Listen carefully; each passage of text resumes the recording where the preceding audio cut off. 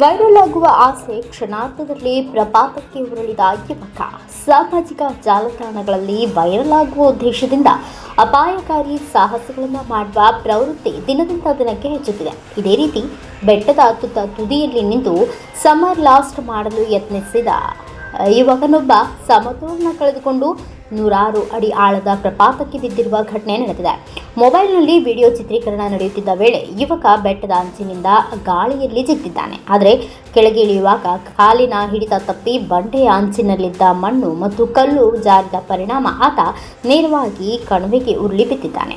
ಈ ದೃಶ್ಯ ಅಲ್ಲಿದ್ದವರ ಮೊಬೈಲ್ನಲ್ಲಿ ಸೆರೆಯಾಗಿದ್ದು ಸಾಮಾಜಿಕ ಜಾಲತಾಣಗಳಲ್ಲಿ ವೈರಲ್ ಆಗುತ್ತಿದೆ.